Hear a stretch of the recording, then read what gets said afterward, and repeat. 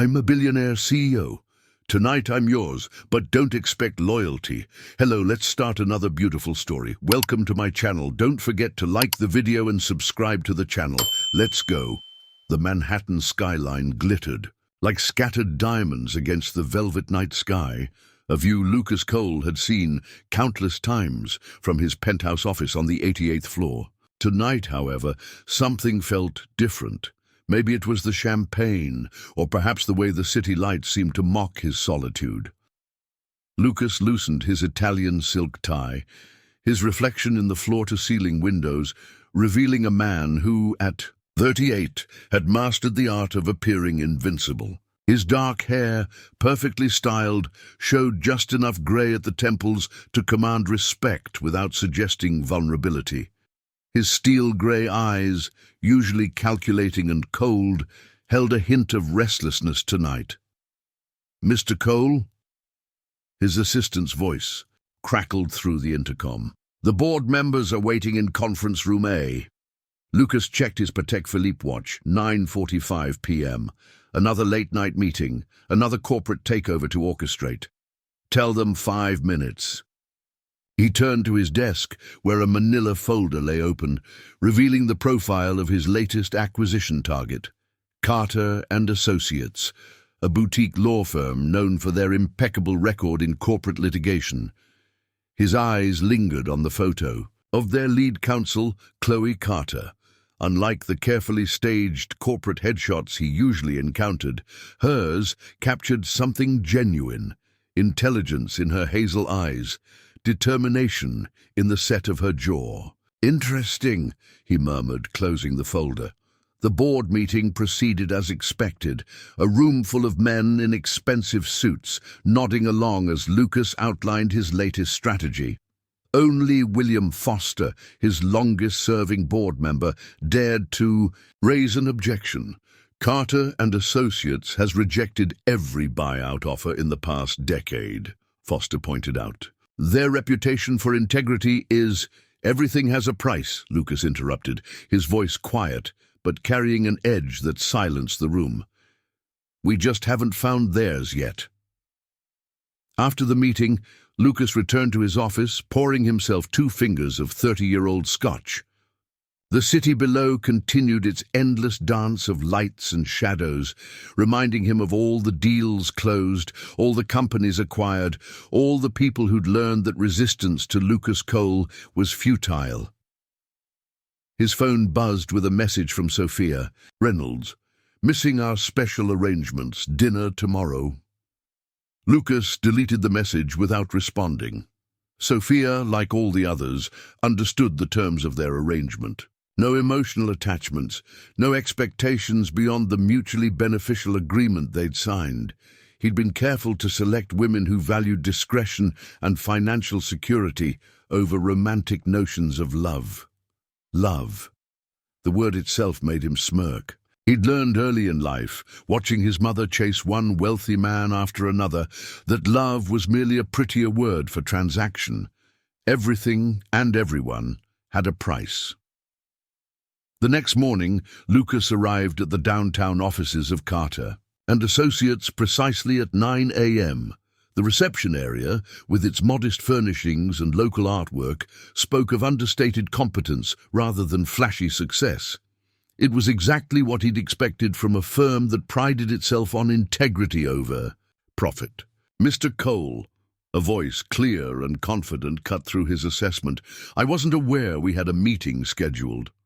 Lucas turned to find Chloe Carter standing in the doorway of the reception area. The photo in her file hadn't done her justice. In person, she radiated an energy that commanded attention, not through beauty alone, though she possessed that in abundance, but through an unmistakable air of self-assurance. "Ms. Carter." He offered his most disarming smile. "I believe in handling important matters personally." "Important matters?" Her eyebrow arched slightly. "Like your firm's repeated attempts to acquire mine, I have a new proposition. We're not interested in being another trophy in your collection, Mr. Cole." The directness of her response, delivered without a trace of the deference he usually encountered, caught him off guard. For a moment their eyes locked in silent challenge. "This isn't about acquisition anymore," Lucas said, adjusting his strategy. "We need your expertise on a sensitive internal matter, one that requires your firm's particular reputation for integrity." Chloe studied him for a long moment, her expression unreadable. Finally, she gestured toward her office. "You have 15 minutes to convince me." As Lucas followed her, he felt an unfamiliar sensation, a slight acceleration of his pulse, a heightened awareness of the space between them. He dismissed it immediately. This was business, nothing more. And business was the only language Lucas Cole understood. What he didn't realize, as he stepped into Chloe's office, was that he was about to learn an entirely new vocabulary, one that wouldn't be found in any corporate dictionary or legal brief. But that lesson, like all the most important ones, would come at a price far higher than even he could imagine.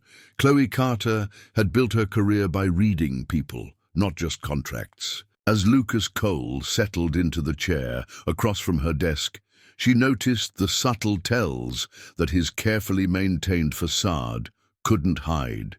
The way his fingers drummed once against his thigh, the slight tightening around his eyes when she didn't immediately defer to his presence. 15 minutes, she reminded him, keeping her voice neutral as she clicked her Mont Blanc pen. "Tell me about this sensitive internal matter."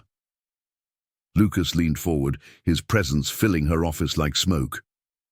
"We've discovered irregularities in our Asian subsidiaries, the kind that could destroy not just careers, but lives, and you're coming to me because your firm's reputation for discretion is unmatched. More importantly," he paused, studying her with those steel-grey eyes, "you've never lost a case involving international corporate law." Chloe set down her pen. "You have an entire legal department, Mr. Cole, not to mention connections to every top-tier firm in Manhattan, all of whom would love nothing more than to leak this information to their other clients." His smile didn't reach his eyes. "You, on the other hand, have turned down offers from every major corporation in New York. Your integrity isn't for sale, unlike everything else in your world." The words slipped out before she could stop them. Instead of taking offense, Lucas's smile widened fractionally. "You disapprove of how I conduct business. I disapprove of treating everything and everyone like commodities to be traded." The air between them crackled with tension. Through her office window, the morning sun cast stark shadows across Lucas's face, highlighting the sharp angles of his jawline. For a moment, Chloe thought she saw something flicker in his expression, a crack in the armor, but it vanished so quickly she might have imagined it. "The file," he said, placing a thick folder on her desk. "Review it. If you're interested, we can discuss terms over dinner." "I don't mix business with pleasure, Mr. Cole." "Neither do I." He stood, adjusting his cuffs. "Dinner is merely efficient, unless you're afraid of being seen with me." The challenge in his voice made her spine stiffen. "I'm not afraid of anything, Mr. Cole, least of all you." "Tonight, then, 8 o'clock, Le Bernardin." After he left, Chloe sank back in her chair, her heart racing with what she told herself was anger. She opened her laptop, typing Lucas Cole's name into the search bar. Articles filled her screen, business acquisitions, charity galas, the occasional society page photo with stunning women who never appeared in more than one picture with him. "Digging into our potential client?" Chloe looked up to find her brother and law partner Ryan leaning against her doorframe. His casual stance belied the concern in his eyes. "Know your opponent," she replied. "Is that what he is? An opponent?" "He's a client. Maybe." She closed the laptop. Nothing more. Ryan crossed the office, perching on the edge of her desk. "Be careful, Chloe. Men like Lucas Cole don't understand the word no in business or otherwise. I can handle myself." Like you handled things with Richard. Chloe's chest tightened at the mention of her ex-fiancé. That was different. I was younger then, more naive. And now you're going to dinner with a man known for treating relationships like business contracts? She shot him a sharp look. It's a business dinner. Right. Ryan stood, his expression serious. Just remember, guys like Cole don't change. They don't suddenly discover their heart of gold. They just get better at making you think they might. After Ryan left, Chloe opened the folder Lucas had left. Pages of financial records, internal memos and correspondence spilled across her desk. But it was a handwritten note that caught her eye. Elegant cursive on expensive stationery. My dearest Lucas, as per our arrangement, I've ensured the board's support for your acquisition. I trust you'll honor your part of our agreement. Forever yours, Victoria. Chloe's stomach churned. The note was dated just 3 months ago, during Cole Industries' controversial takeover of a pharmaceutical company. The pieces clicked into place, the board's sudden reversal, the unexpected shareholder support. Her phone buzzed with a text. From an unknown number. Car will pick you up at 7:30. Wear something memorable. L. Chloe stared at the message, her finger hovering over the delete button. She should say no, should stick to her rule about mixing business with pleasure, should remember every lesson learned from her past mistakes. Instead, she found herself typing, I choose my own clothes and my own transportation. See you at 8. As she hit send, Chloe couldn't shake the feeling that she was stepping into dangerous territory. The question was, who was in more danger? Lucas, Cole with his carefully controlled world, or her with her carefully protected heart? Le Bernardin's private dining room felt like a carefully set stage. Crystal glasses caught the light from hand-blown fixtures, creating prisms on the white tablecloth. Lucas Cole stood as Chloe entered, his eyes taking in her navy silk dress with an appreciation that was both professional and decidedly not. You're 3 minutes early, he said, the ghost of a smile playing at his lips. And you're testing me. Chloe took her seat, noting how the maitre d' materialized instantly to unfold her napkin. The private room? A bit presumptuous, don't you think? I prefer to conduct business away from prying eyes. Is that what this is? Business? A sommelier appeared with a bottle of Chateau Lafite Rothschild, 1982. Lucas nodded his approval, but his eyes never left Chloe's face. You found Victoria's note. Among other things, Chloe waited until their wine was poured and they were alone again. How many of them are there, Mr. Cole? Women with arrangements. Careful, Miss Carter. You're veering from professional curiosity into personal territory. Everything about your case is personal. The board members' wives, the strategic relationships, the perfectly timed corporate decisions. She leaned forward. You've built an empire on carefully orchestrated intimacies. Lucas swirled his wine, studying its rich color. You make it sound so manipulative. Every arrangement is consensual, beneficial to both parties. They get what they want. I get what I need. And what is it you need? For a moment, something raw flickered in his eyes. Control. The word hung between them, heavy with implications. Chloe felt her pulse quicken, not from fear, but from recognition. Here was a man who'd built walls so high he'd forgotten there was a world outside them. The irregularities in your Asian subsidiaries, she said, steering back to safer ground. They're connected to these arrangements, aren't they? Someone's been tracking the payments, private accounts, offshore transfers. Lucas's jaw tightened. If this information goes public, your entire network of relationships collapses. Chloe finished her thought.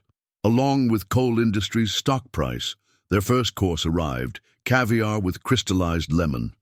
Lucas waited until the server withdrew before continuing. There's more. Some of these women, their husbands, hold sensitive positions, government contracts, regulatory oversight. My God!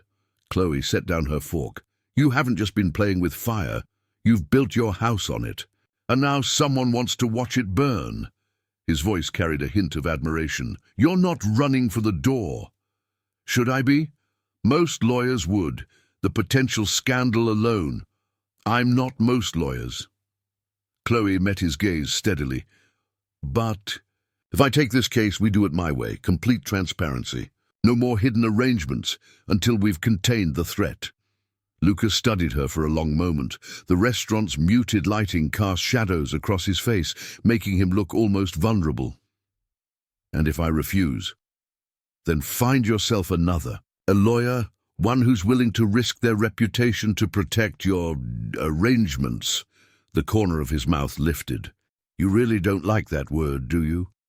"I don't like hiding the truth behind pretty euphemisms." "The truth?" Lucas leaned forward, his voice dropping to an intimate murmur. "The truth is, you're fascinated. Repelled, maybe, but fascinated. You want to know what drives a man to reduce love to contracts, what happened to make him believe that control is safer than connection." Heat crept up Chloe's neck. "You're trying to provoke me. Is it working?" Before she could respond, his phone buzzed.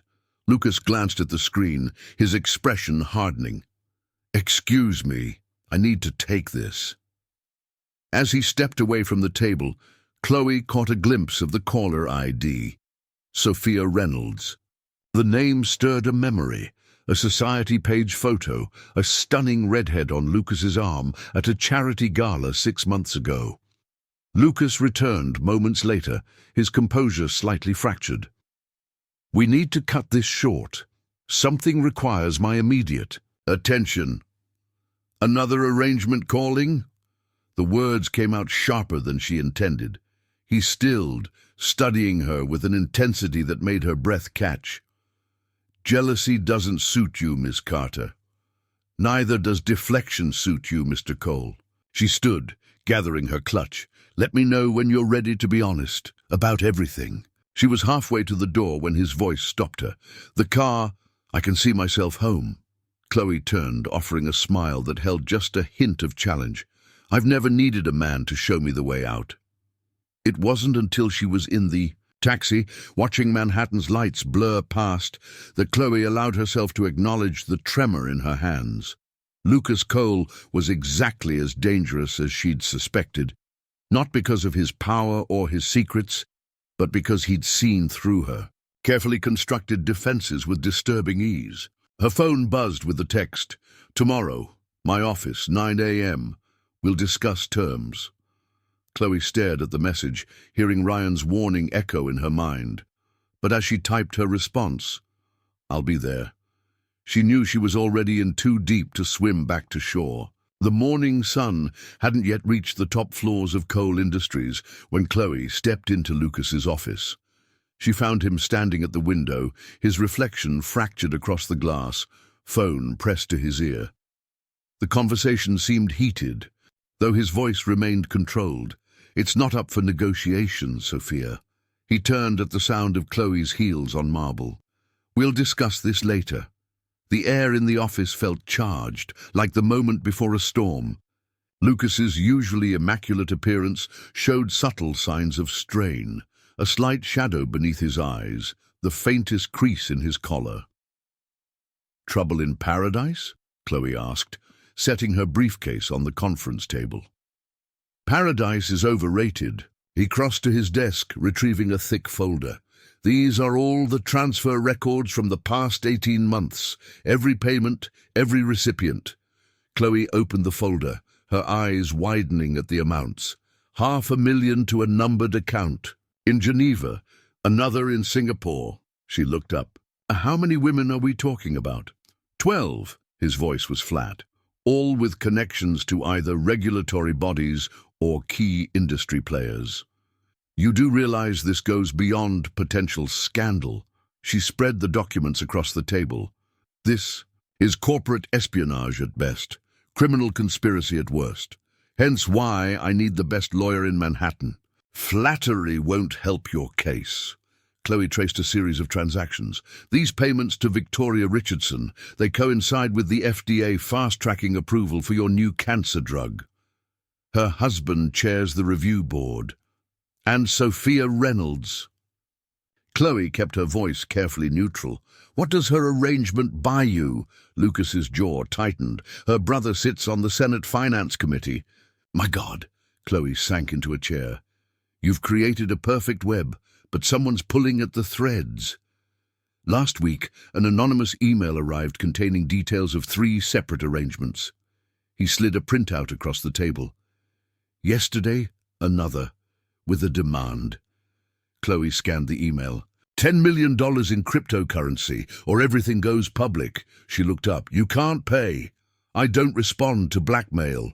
No, you just blackmail others through mutual arrangements. The words came out before she could stop them. Lucas went very still. Is that what you think this is? What else would you call it? You trade money and favors for influence and access. You manipulate people's desires. I give them what they want. He cut in, his voice low and intense. Every woman who entered into an arrangement knew exactly what she was getting, and what she wasn't. And what's that? You! He moved closer, until she could feel the heat radiating from his body. What's it like, Chloe, being so righteously certain, so sure you're above the messiness of desire and compromise? Her pulse thundered in her ears. Step back, Mr. Cole. Why? Does proximity make it harder to judge me? His eyes searched her face. Or harder to pretend you're not intrigued? The door opened, saving her from responding. A young executive. Assistant froze in the doorway, clutching a stack of papers. I'm sorry, Mr. Cole. The board is waiting. Tell them 15 minutes.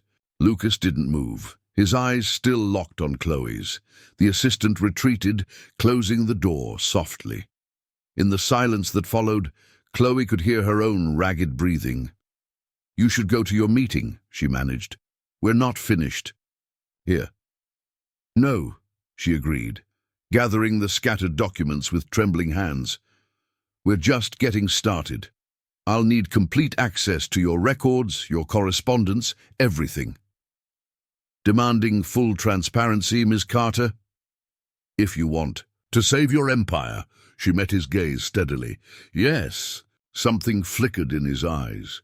Respect, perhaps, or recognition. He stepped back, adjusting his tie. Use my office. I'll have Lauren clear my afternoon schedule. At the door, he paused. Chloe? Yes? Be careful what you go looking for. Some truths? He smiled, but it didn't reach his eyes. Some truths leave scars. After he left, Chloe sank into his leather chair, her heart still racing. Through the window, Manhattan stretched out like a glittering promise, or a warning. She pulled out her phone, typing a quick message to Ryan. I'm in deeper than I thought. His response came immediately. Get out now. But as Chloe stared at the mountains of documents before her, at the tangled web of power and desire Lucas had woven, she knew it was too late. She was already caught in his gravity, drawn into his orbit like all the others. The difference was, she told herself, she wouldn't let him make her burn. Her phone buzzed again, an unknown number. The message made her blood run cold. Careful. Miss Carter, Mr. Cole's arrangements have a way of ending badly. Just ask his mother. Chloe looked up at the empty doorway where Lucas had stood, wondering what other secrets lurked behind those steel-grey eyes, and wondering, despite herself, if she was strong enough to face them all. 3 days of diving into Lucas Cole's life had left Chloe with more questions than answers. His office had become her temporary command center, scattered files and laptops competing for space with empty coffee cups. It was well past midnight, the city below reduced to a tapestry of distant lights, when she found it, a newspaper clipping from 25 years ago. Socialite Rebecca Cole found dead in Hampton's home. The photograph showed a stunning woman, with Lucas's steel-grey eyes draped in diamonds and furs. But it was the smaller photo that caught Chloe's attention. A teenage Lucas at the funeral, his face a mask of controlled fury as he stood beside a man she recognized as James Holloway, now his biggest business rival. "Still here?" Chloe started at Lucas's voice. He stood in the doorway, jacket discarded, sleeves rolled up to reveal strong forearms. The late hour had softened his usual sharp edges, though his eyes remained alert as they fixed on the clipping in her hands. "Your mother," she said softly. "She was beautiful. She was manipulative." He crossed to the bar, pouring 2 glasses of scotch. Beauty was just her favorite weapon. The article mentions James Holloway as her fiancé. Former fiancé. Lucas handed her a glass, his fingers brushing hers. Until she found someone. Wealthier. That was her pattern. Trading up for better opportunities. "And is that why you—" Chloe stopped herself. "Why I what?" His voice carried a dangerous edge. "Why I treat relationships like business transactions. Why I prefer arrangements to emotions. I shouldn't have pried." "Isn't that exactly what I'm paying you to do?" He settled into the chair across from her, loosening his tie. "My mother taught me early that love is just another form of currency." She had 12 engagements in 15 years, each to a wealthier man than the last. Chloe studied him over the rim of her glass. "And the arrangements? Are they your way of maintaining control?" "They're honest, at least. Everyone knows exactly what they're getting." His lips curved in a bitter smile. "Unlike my mother, who specialized in selling dreams she never intended to fulfill." "What happened to her?" Lucas's knuckles whitened around his glass. "Officially, accidental overdose. Unofficially, she'd just broken another engagement, this time to a man with connections to less legitimate businesses. James Holloway. He found her." Something dark flickered in Lucas's eyes. Convenient, wasn't it? Finding her before anyone could ask. Questions about certain missing documents from his office. Chloe leaned forward. "You think he—" "I think my mother played too many games with too many powerful men." He drained his glass. "It's late. You should go home." "Lucas." She spoke his first name without thinking. "The text I received about your mother. Someone's trying to connect these dots." His expression hardened. "What text?" Chloe showed him the message on her phone. Lucas read it, his jaw clenching. "When did this come?" 3 days ago. I've been trying to understand." "Get your things." His voice was steel. "Now." "What? Why?" "Because the last person who looked into my mother's death ended up with brake lines cut on the Long Island Expressway." He was already gathering her files. "You're not staying here alone. I can take care of myself." "This isn't a debate." He pressed a button on his desk phone. "David, bring the car around and call ahead to increase security at my penthouse." "Your penthouse?" Chloe stood, anger flaring. "I'm not going to your—" "The Drake Hotel, then. But you're not going home." His eyes met hers, and for the first time she saw real fear in them. "Please, Chloe." The raw emotion in his voice stopped her protest. She nodded, gathering her laptop while Lucas made calls. 10 minutes later, they were in his private elevator, the tension between them thick enough to touch. "Why didn't you tell me about the text immediately?" he asked as they descended. "I'm used to handling threats. Not like this." He turned to face her. "Whoever's behind this isn't just after money. They're after destruction, complete and absolute. Why? What really happened with your mother?" The elevator stopped, but Lucas held the door closed. "There are some stories," he said softly, "that even I don't have arrangements to protect." In the lobby, his security team surrounded them, leading them to a waiting Bentley. As they pulled into traffic, Chloe noticed a black SUV pull out behind them. "We're being followed," she said. Lucas's hand found hers in the darkness. "I know." His grip was warm, strong. "Trust me." The car accelerated, weaving through Manhattan's streets. Chloe should have been frightened, should have regretted ever taking this case. Instead, she found herself studying Lucas's profile in the passing streetlights, seeing not the powerful CEO, but the teenage boy who'd learned to turn pain into power. Her phone buzzed again. Another unknown number. "Ask him about the fire, Ms. Carter. Ask him what really happened the night his mother died." She deleted the message without showing Lucas, but her hand tightened in his. Whatever ghosts haunted his past, they were no longer content to stay buried. And somehow, without intending to, she'd become entangled in their resurrection. The Drake Hotel's presidential suite felt like a gilded cage. Floor-to-ceiling windows offered a panoramic view of Central Park, now shrouded in pre-dawn darkness. Chloe stood at the glass, watching two black-suited security guards patrol the sidewalk below. "They're professionals," Lucas said from behind her. "Former special forces."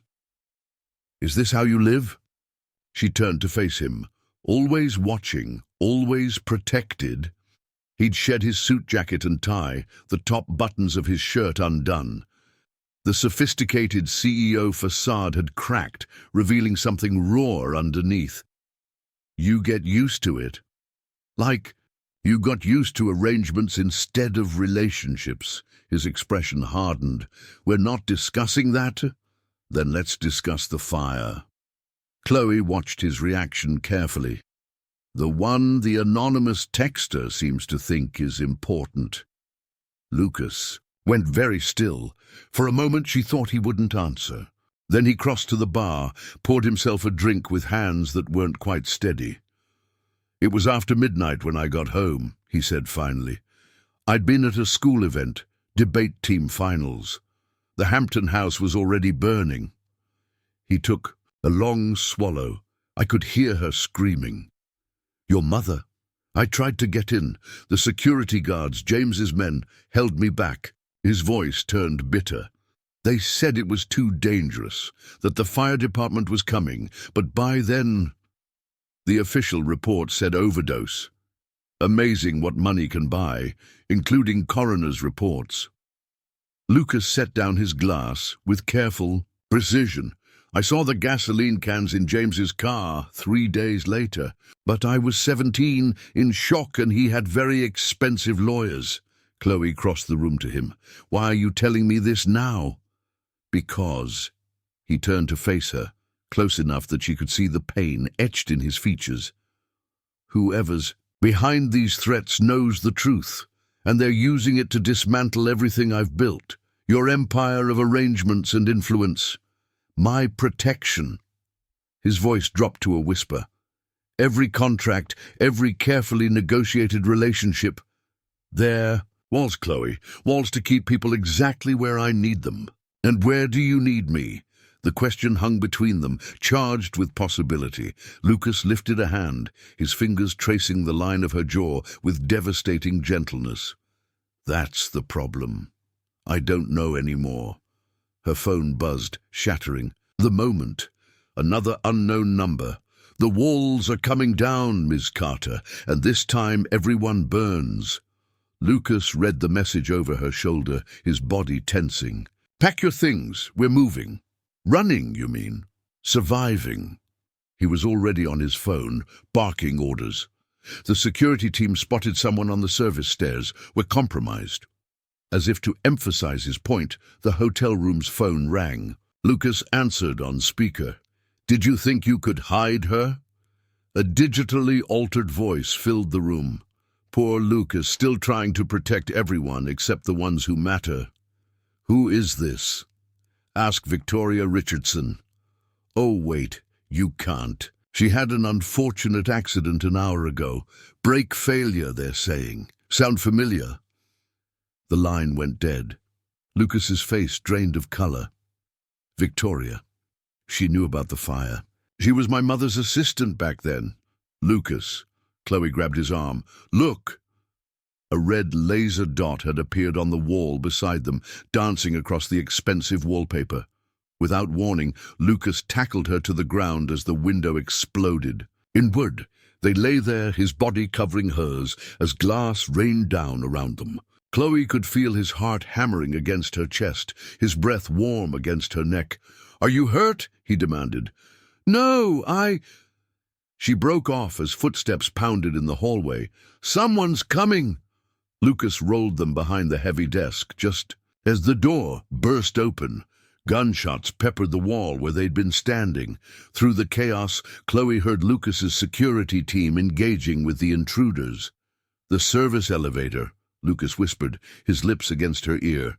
"There's a panic room in the basement. When I say run, I'm not leaving you." His eyes met hers in the darkness. "Damn it, Chloe, for once just—" She silenced him with a kiss. It was brief, fierce, born of adrenaline and something deeper she wasn't ready to name. When she pulled her back, his expression was stunned. "We go together," she said, "or not at all." More gunshots closer now. Lucas's jaw clenched, then he nodded. "Stay close." And Chloe, his hand found hers. "If we survive this, we're discussing that kiss." "If we survive this," she shot back, "we're discussing everything." They made it to the service elevator just as another explosion rocked the building. As they descended into darkness, Chloe realized that Lucas was right. Walls were coming down tonight. Not just the physical ones of glass and steel, but the carefully constructed barriers they'd both built around their hearts. The question was, what would remain standing when the dust settled? The safe house in Connecticut was everything the Drake Hotel wasn't, understated, isolated, and completely off the grid.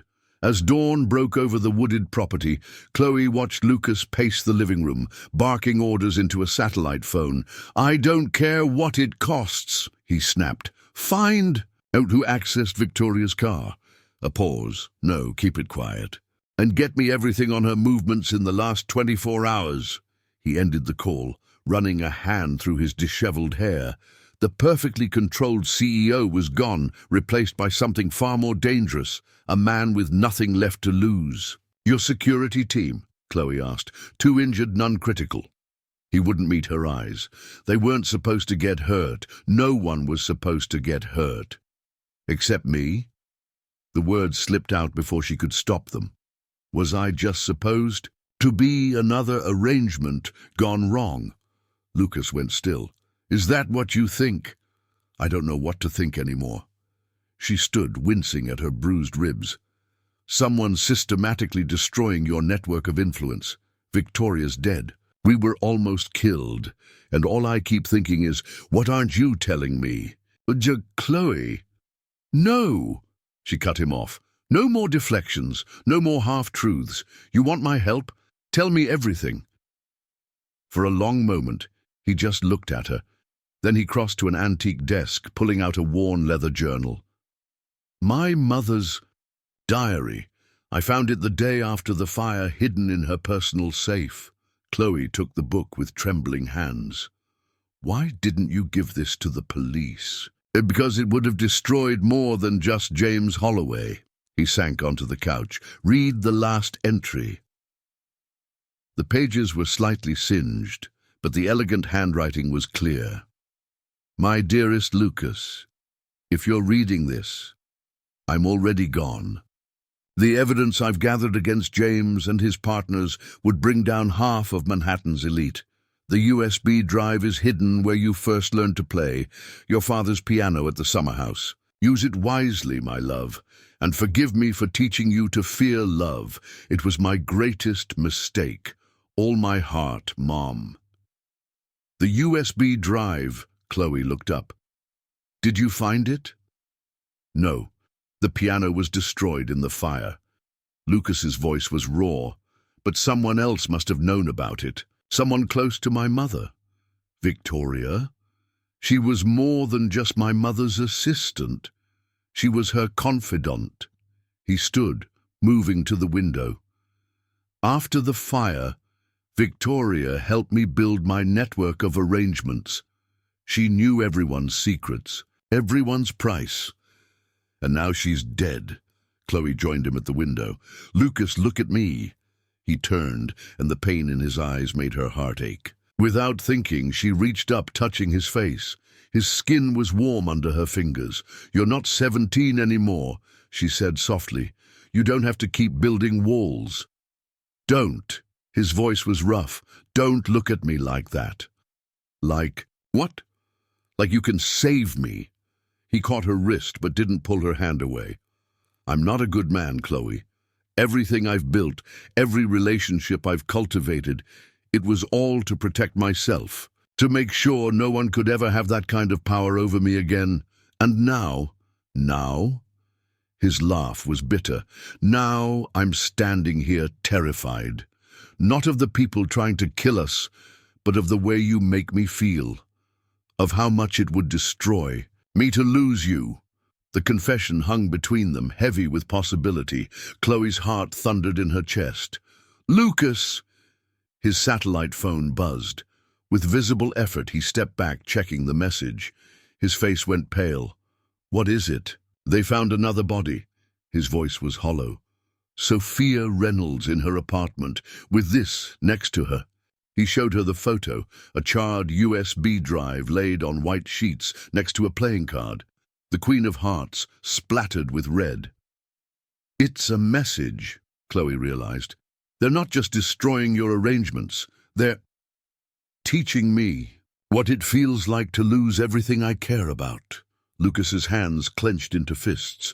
"Pack your things. We need to move again. Running won't solve this." "No." He turned to her, his eyes fierce.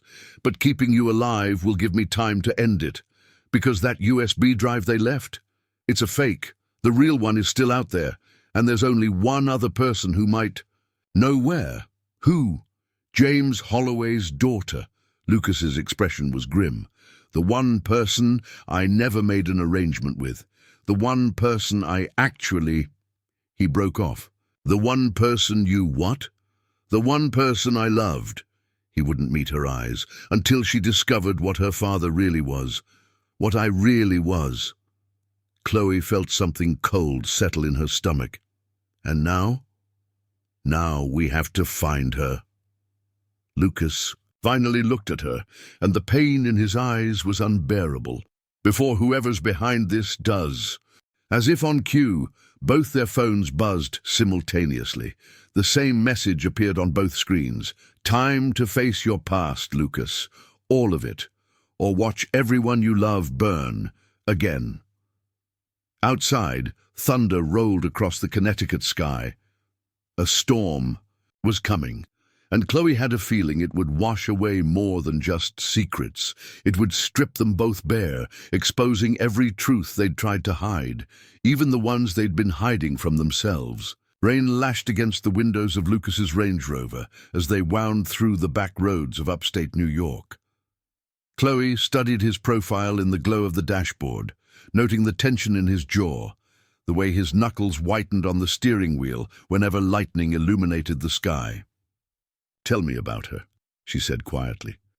"Alexandra?" Lucas's voice was distant, as if reaching back through years of carefully constructed walls. She was different, brilliant, fierce, the kind of person who made you want to be better, even when you knew you didn't deserve it. What happened? She discovered the truth about her father, about me. He navigated a sharp turn. About how I'd been using what I knew about the fire to keep James Holloway in check all these years. Blackmail. Protection. His smile was bitter. I needed his influence in the early days of coal industries. He needed my silence about certain evidence that disappeared the night of the fire. And Alexandra? She was collateral damage. Lightning flashed, highlighting the pain in his expression. When she learned how I'd used her father's guilt, how I'd built my empire on the foundation of her family's secrets, she disappeared. Just like that? No. Lucas's voice dropped. First, she told me she loved me. Then she said that was exactly why she had to leave, because love shouldn't be built on manipulation and lies. The words hung in the air between them, heavy with implication. Chloe thought of their kiss in the hotel room, of the way he'd looked at her in the safe house, of all the walls they'd both built to protect themselves from exactly this kind of vulnerability. "Where are we going?" she asked, instead of voicing her thoughts, the last place anyone would look for her. Lucas turned onto a narrow dirt road, her grandmother's cottage in the Adirondacks.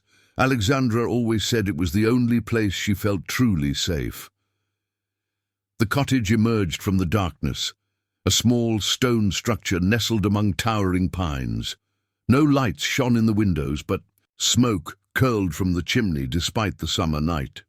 "Someone's here," Chloe observed. Lucas killed the engine. "Stay in the car." "Not a chance." She checked her phone. No signal. "We do this together, remember?" Their eyes met in the darkness. For a moment she thought he might argue. Instead, he reached across her to open the glove compartment, retrieving a small handgun. "You know how to use one of these?" "My father was a police officer."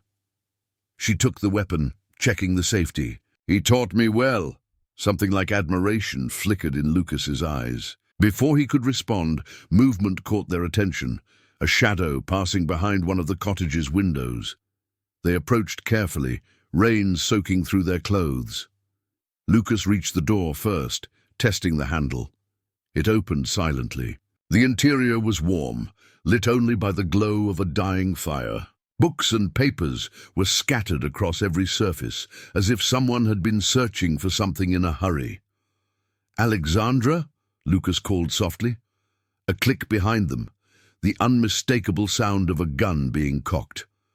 "Hello, Lucas." A woman's voice, rich and bitter as dark chocolate. "I was wondering when you'd figure it out." They turned slowly. Alexandra Holloway stood in the shadows, elegant even in casual clothes, a gun trained steadily on Lucas's chest. Her eyes, sharp as cut emeralds, flickered to Chloe. "Let me guess, his latest arrangement." "I'm his lawyer," Chloe corrected. "Same thing in Lucas's world." Alexandra's smile was cold. "Everything's a transaction, isn't it, darling? Even love." "You don't understand what's happening," Lucas started. "Oh, but I do."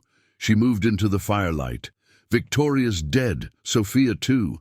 Your carefully constructed house of cards is falling, and you thought I might have mommy dearest little insurance. Policy. People are dying, Alex.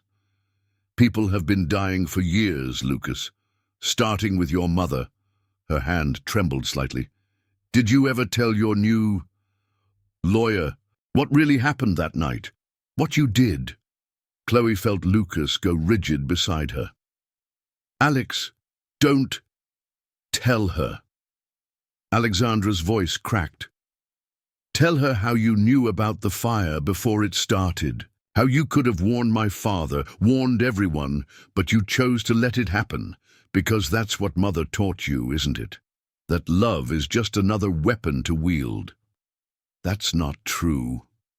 But Lucas's voice was hollow. "No?" Alexandra reached into her jacket, withdrawing a small USB drive. "Then why did Victoria give me this last week? Why did she tell me to run, to hide? Because you'd never let anyone expose the truth." Victoria?" Chloe stepped forward. "She contacted you." "She was trying to make things right." Alexandra's eyes filled with tears. "Unlike some people." "Alex," Lucas's voice was raw, "please, whatever you think you know." A branch snapped. Outside, Alexandra's head turned sharply toward the sound. "Get down," Lucas shouted, lunging forward just as the windows exploded inward. Chloe dove behind a heavy bookcase, heart pounding. Through the chaos of shattering glass and splintering wood, she saw Lucas tackle Alexandra, covering her body with his as bullets tore through the cottage. "The USB!" Alexandra screamed over the gunfire. "Don't let them!" The drive had skittered across the floor, landing near the fireplace. Chloe army-crawled toward it, keeping low as more shots peppered the walls. She reached it just as heavy boots thundered on the porch. Without thinking, she tossed the drive into the dying flames. "No!" Multiple voices shouted at once. The fire flared as the plastic melted, consuming whatever secrets the drive had held. In the sudden silence that followed, Chloe heard Alexandra's quiet laugh. "Oh, honey," she said softly, "that was just a copy." Before anyone could react, smoke began pouring from every vent in the cottage. Not the grey smoke of the fire, but thick, white chemical smoke that burned Chloe's eyes and throat. The last thing she saw before consciousness faded was Alexandra, slipping something into Lucas's pocket as she whispered in his ear. Then darkness claimed her, and she fell into dreams of fire and secrets and hearts too broken to trust. When she awoke hours later in a hospital room, Lucas was sitting beside her bed, holding her hand. His clothes were still damp from the rain, his eyes haunted. "Alexandra," she managed, "gone." His voice was rough. "Again. The real USB? Safe." He squeezed her hand. "But Chloe, what she said about that night, about the fire, don't." She turned her hand in his, linking their fingers. "Not now. First, we need to understand why someone's willing to kill for those files, and why Alexandra seemed to know it was coming." Lucas brought their joined hands to his lips, pressing a kiss to her knuckles that felt like both a promise and an apology. "I'm not who you think I am," he whispered. "No," she agreed, remembering Alexandra's tears, the way Lucas had shielded her without hesitation, despite everything between them. "You're not who you think you are either." The hospital's private suite felt like a confessional. Through the window, Manhattan's lights blurred in the continuing rain, creating halos that reminded Chloe of the fire that had started everything. "I should have told you sooner." Lucas stood at the window, his reflection fractured across the wet glass. About that night, about what I did. Then tell me now." Chloe sat up in the hospital bed, ignoring the protest of her bruised ribs. "The whole truth, Lucas." He turned, and she saw the cost of this confession in the shadows beneath his eyes. "I overheard my mother on the phone that afternoon. She was threatening James, saying she had evidence of everything, the money laundering, the offshore accounts, the connections to organized crime. The USB drive. More than that. She had photographs, documents, recordings." His voice turned bitter. 20 years of collecting insurance against the powerful men in her life. But James, he was different. She actually loved him. What happened? She gave him an ultimatum. Leave his wife. Marry her, or she'd expose everything. Lucas laughed, without humor. Classic Rebecca Cole manipulation, except this time she'd pushed too far. James set the fire. His men did. But Lucas's voice cracked. "I saw them arriving, saw them carrying the gas cans. I could have warned her, could have called the police. Instead, I waited in my car, watching." Chloe felt her heart constrict. "Why?" "Because she'd done the same thing to my father." The words seemed torn from him. Destroyed him with her secrets and schemes until he put a gun in his mouth. "I was 12. She didn't even cry at his funeral, just started planning her next conquest." He crossed to her bed, sinking into the chair beside it. In the harsh hospital lighting, he looked younger somehow, more vulnerable. "So you let her die?" "I told myself she deserved it, that the world would be better without her games, her manipulations." His hands trembled. "I didn't know she'd be awake, didn't know I'd have to hear her." He broke off. Chloe reached for his hand, but he pulled away. "Don't." His voice was raw. "Don't offer comfort I don't deserve. Everything Alexandra said was true. I built my empire on that night's silence.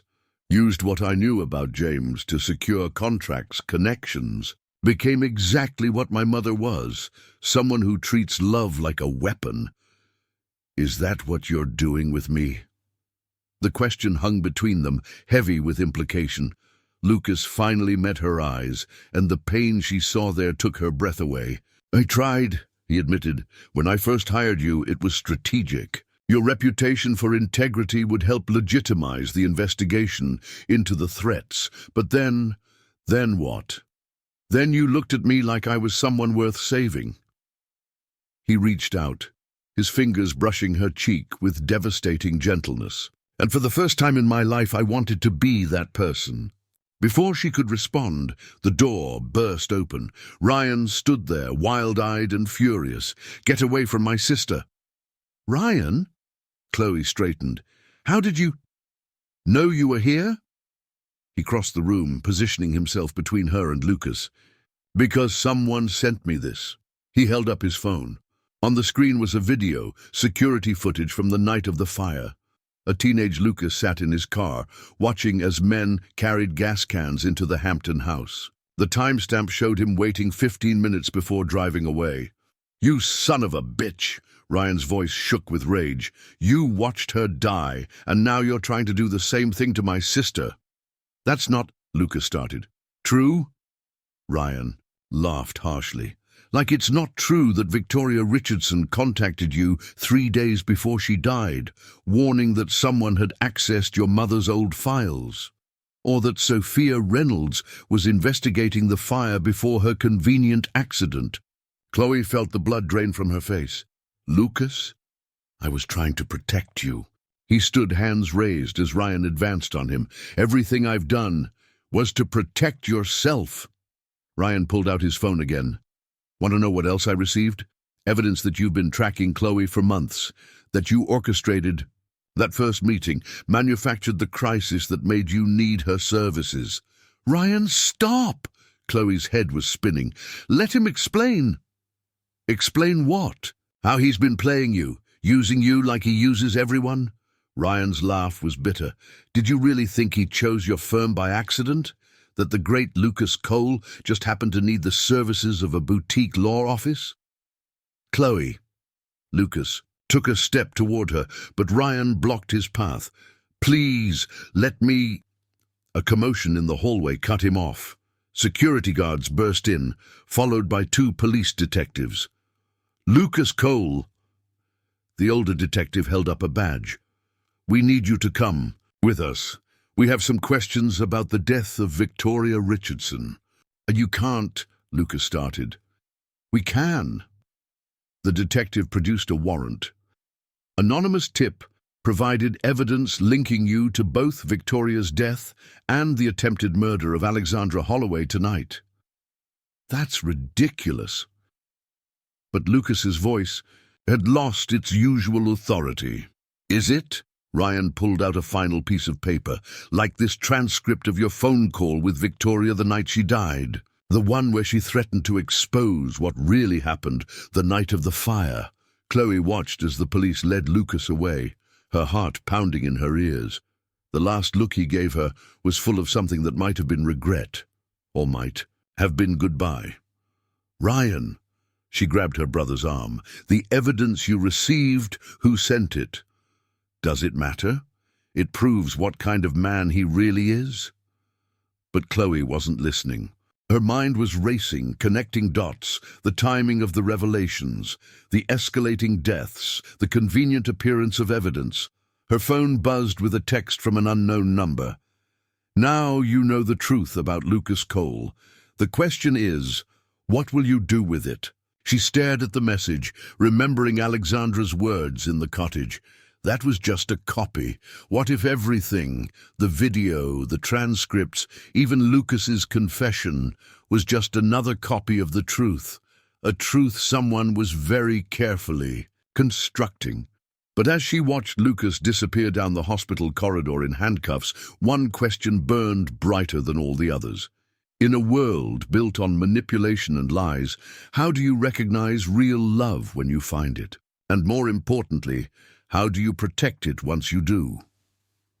3 days after Lucas's arrest, Chloe sat in her office surrounded by evidence files, security footage, and financial records.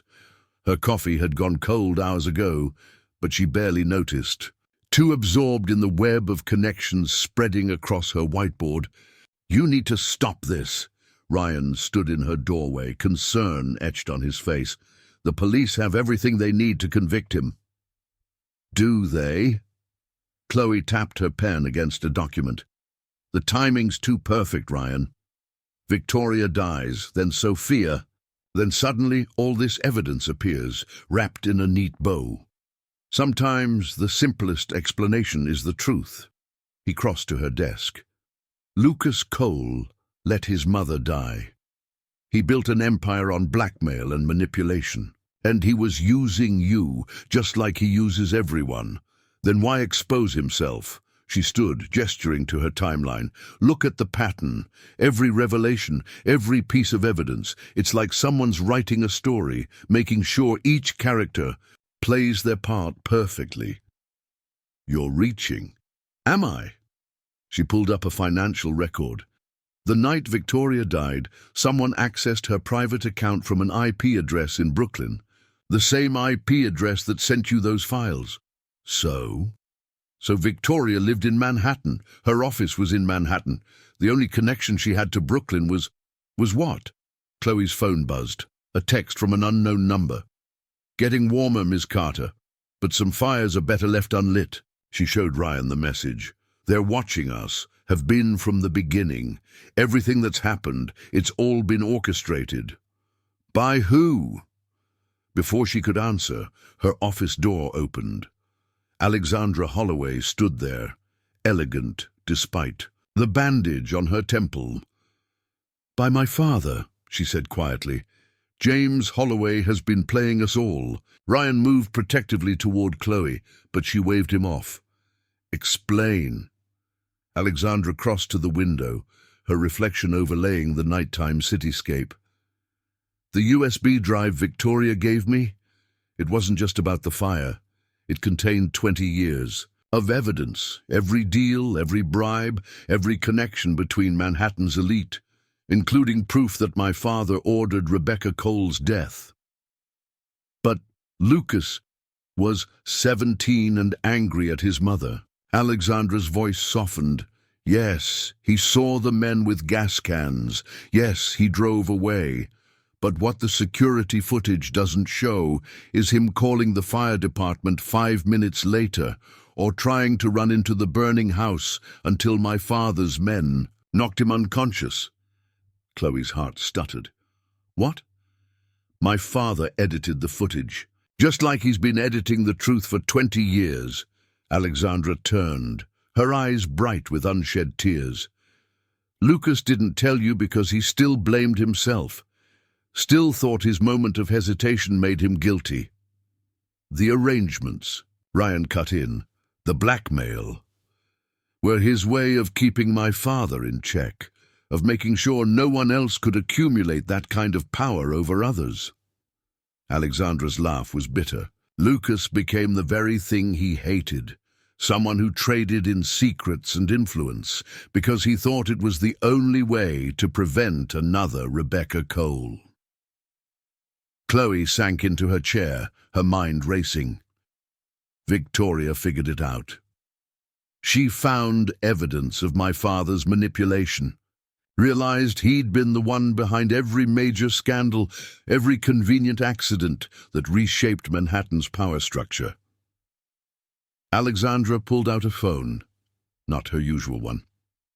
"She sent me this the night she died."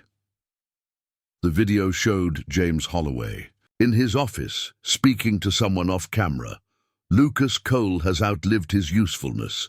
It's time he learned what it really means to lose everything. Start with the lawyer. Make it look like he ordered it. By the time we're done, he'll wish he'd burned with his mother." Chloe's blood ran cold. The attacks, the revelations, all designed to isolate Lucas, to make him look guilty of everything.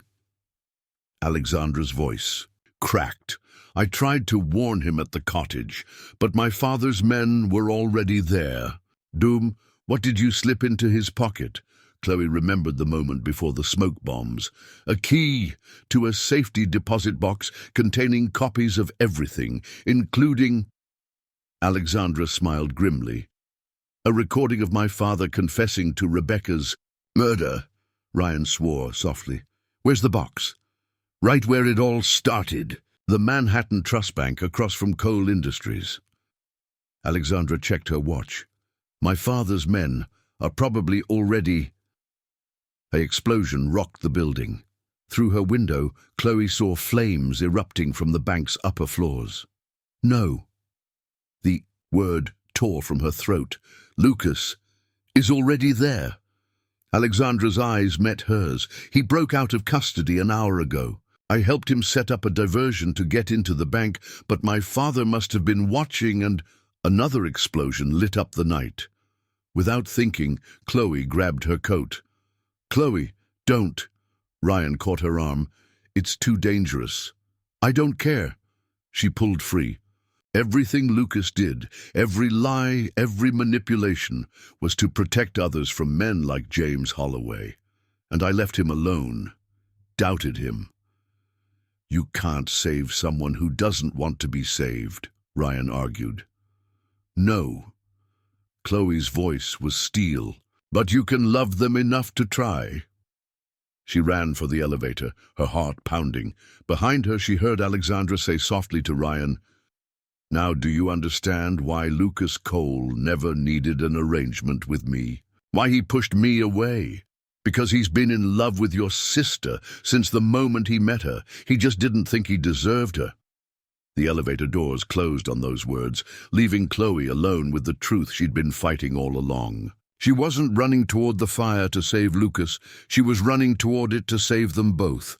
Manhattan Trust Bank blazed against the night sky, its upper floors wreathed in flames that painted the surrounding buildings in shades of hell.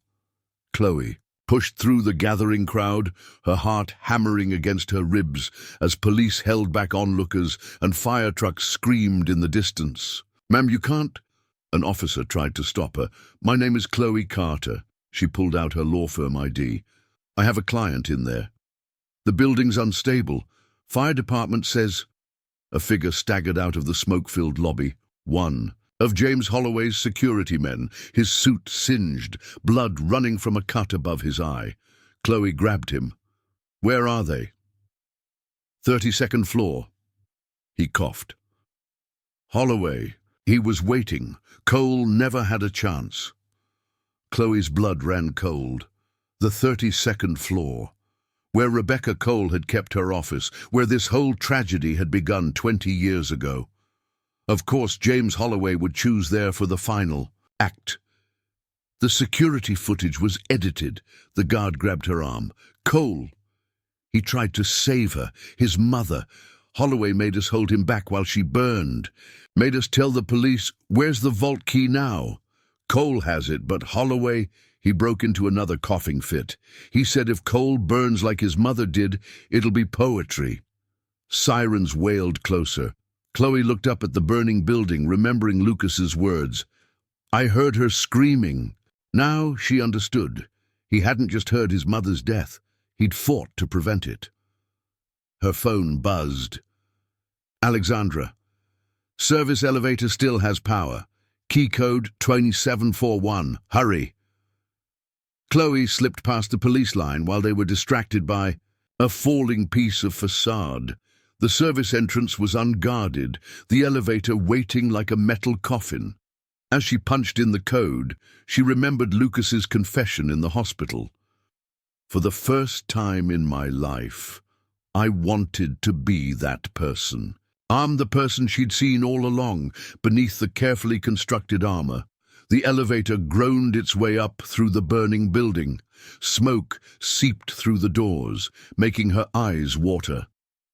At the 32nd floor, she pulled her silk scarf over her nose and mouth before stepping out into hell. The heat was incredible, flames licking along the ceiling, smoke turning the elaborate office suite into a maze of shadows and death.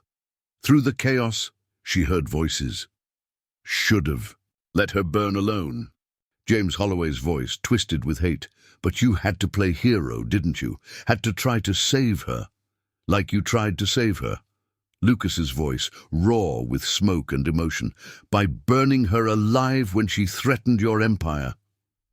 Chloe edged closer, staying low. Through a wall of flames she saw them. Lucas on his knees, blood running from a wound on his temple, while Holloway stood over him with a gun. She gave me no choice. Holloway's laugh was bitter. Just like you've given me no choice. 20 years of watching you build your power, using my guilt to control me. Did you think I wouldn't find a way to destroy you? The USB drive, Lucas coughed. You knew she'd hidden it. In her precious piano, where her darling boy first learned to play. Holloway's smile was terrible. I found it that night while you were unconscious. Kept it all these years, waiting for the right moment, and then you met the Carter girl. Lucas went very still. Leave her out of this. But she's the key, isn't she? The one person who made the great Lucas Cole want to be better, to confess his sins. Holloway's voice turned mocking. Did you really think you deserved her love after everything you've done? No. The word was barely audible over the roar of flames. I never deserved her. But I tried. God, I tried to protect her by lying, manipulating, creating this elaborate chase to keep her close while you searched for the drive. Holloway laughed. You're just like your mother, using love as a weapon. He's nothing like his mother. Both men turned as Chloe stepped through the flames. She kept her gun trained on Holloway, trying not to see the way Lucas's eyes widened, with fear for her safety. Ms. Carter. Holloway's smile didn't waver. Come to save your client. Come to end this. She moved closer, smoke stinging her eyes. Victoria sent Alexandra the truth before you killed her, about Rebecca, about the fire, about everything. Impossible. I destroyed the copy in the vault? Maybe. But Rebecca Cole didn't trust anyone hiding place. Chloe's smile was fierce. The police are downloading the files from Alexandra's cloud storage right now. Every deal, every murder, every carefully orchestrated tragedy. You're bluffing. Am I? She nodded toward the windows where red and blue lights painted the smoke outside. Your empire's burning, James. Just like this building. Just like your soul burned the night you murdered Rebecca Cole. Holloway's composure cracked. The gun swung toward her. Chloe, run! Lucas lunged for Holloway's legs. The gun went off. Pain blazed across Chloe's shoulder as the bullet grazed her. Through a haze of smoke and agony, she saw Lucas and Holloway grappling, rolling dangerously close to the broken windows. You want to know the difference between Lucas and his mother? Chloe's voice carried over the chaos. Rebecca Cole would have let you fall. Lucas is still trying to save you. It was true. Even as they fought, Lucas was trying to pull Holloway away from the edge, despite the older man's attempts to drag them both through the window. Let go, Holloway screamed. Let me take you with me. It's what you deserve. No, Lucas's voice was steel. It's what you think I deserve. But Chloe... He looked at her through the smoke, his eyes full of something that made her heart stop. Chloe taught me that we don't have to be what our past made us. The ceiling groaned. Chloe saw the beam starting to fall. Lucas! He saw it too. With one powerful movement, he yanked Holloway away from the window, throwing them both clear as the beam crashed down. The floor began to collapse. Run! Lucas grabbed her hand, pulling her toward the service elevator. Behind them, Holloway scrambled to his feet, reaching for the fallen gun. You'll burn, he screamed. All of you! The gun went off again. Lucas pushed Chloe into the elevator, shielding her with his body. She felt him jerk as the bullet hit him. No!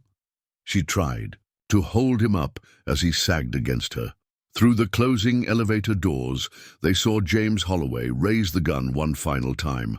But he never got to fire. The floor beneath him gave way, and he disappeared in a cascade of flame and debris. Lucas. Chloe pressed her hand to the wound in his side. Stay with me, please. He looked up at her, his eyes clearing for a moment. You came back. Of course I came back. She held him closer as the elevator descended. I love you, you idiot. His laugh turned into a cough. Even after everything? Especially after everything. She kissed him fiercely, tasting smoke and truth on his lips. Now, stay awake. Stay with me. Always, he whispered. Then his eyes closed, and Chloe was left holding him as the elevator carried them down through the burning building, praying they'd both live long enough to fulfill that promise. 1 month after the Manhattan Trust Bank fire, Chloe stood at the window of Lucas's hospital room, watching dawn paint the city in shades of gold. Behind her, machines beeped steadily, monitoring the man who had changed everything. You're thinking too loud, Lucas said softly. She turned. He was awake, looking better than he had in weeks. The bandages around his torso were smaller now, and some of the haunted look had faded from his eyes. The DA called, she said, moving to sit on the edge of his bed. They're dropping all charges. Alexandra's evidence proved Holloway's involvement in everything. Victoria's death, Sophia's murder, even the original fire. And the arrangements being handled discreetly. She took his hand, feeling its warmth. Most of the women have agreed to testify about Holloway's manipulation. Turns out you weren't the only one he was blackmailing. Lucas was quiet for a moment, his thumb tracing circles on her palm. I should have told you everything from the beginning. Yes, you should have. She smiled to soften the words. But then you wouldn't be the stubborn, overprotective man I fell in love with. Overprotective? His eyebrow arched. Says the woman who ran into a burning building to save me. Someone had to. She touched his face gently. You spent so long trying to save everyone else, you forgot you deserved saving too. He caught her hand, pressing a kiss to her wrist. I don't deserve you. No, she agreed. But you're learning. Too. Through the window, Manhattan was coming alive, the rising sun reflecting off buildings that had witnessed too many secrets, too many carefully constructed walls. But walls, Chloe had learned, could be rebuilt into bridges, and sometimes the greatest love stories were written in the spaces between what we think we deserve and what we're brave enough to accept. The board called, she said after a moment. They want you back as CEO. And what do you want? The question held no manipulation, no careful calculation, just simple truth, something they'd both had to relearn.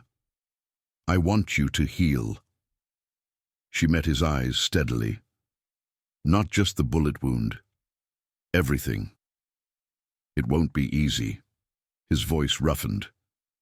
20 years of habits, of keeping everyone at arm's length. Good thing you have a brilliant lawyer to help you navigate the changes. His smile turned wicked. Is that an arrangement, Miss Carter? No. She leaned down, her lips brushing his. It's a promise.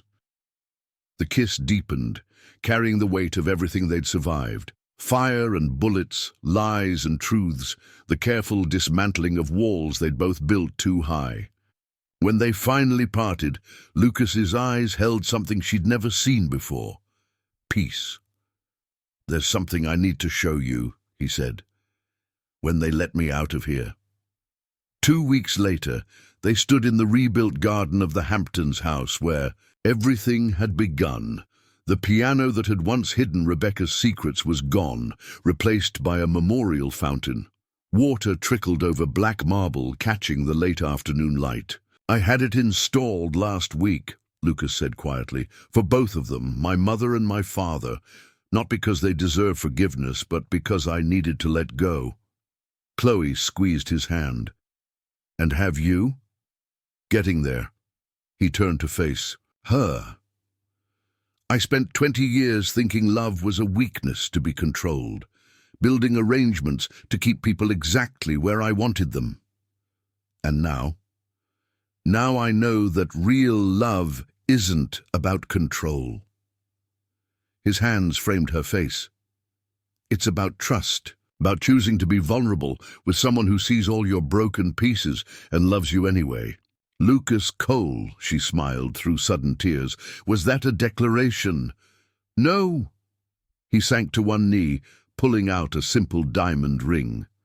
This is. Chloe's breath caught. No contract? No carefully negotiated terms? Just one. His eyes held hers. Promise to never stop challenging me, never stop pushing me to be better than my past, never stop believing in the man you see beneath all the armor. I promise. She pulled him to his feet. As long as you promise one thing too. Anything. Promise that this is real. Her voice shook slightly. That we're not just another story someone's writing. Lucas kissed her then, a kiss that held no calculation, no careful strategy. Just pure, unguarded truth. The only story that matters, he whispered against her lips, is the one we write together. Behind them, the fountain sparkled in the fading light, water washing away old sins, old fears, old patterns of love turned to weapon. And in the garden, where a young boy had first learned that love could burn, two people who had forgotten how to trust learned that sometimes the greatest acts of courage are not in grand gestures or carefully constructed arrangements, but in the simple, terrifying act of letting someone see your heart and choosing every day to let them keep it. The end. That was a beautiful story, wasn't it? I hope you enjoyed it. Please like the video and subscribe to the channel. Your collaboration is very important to me.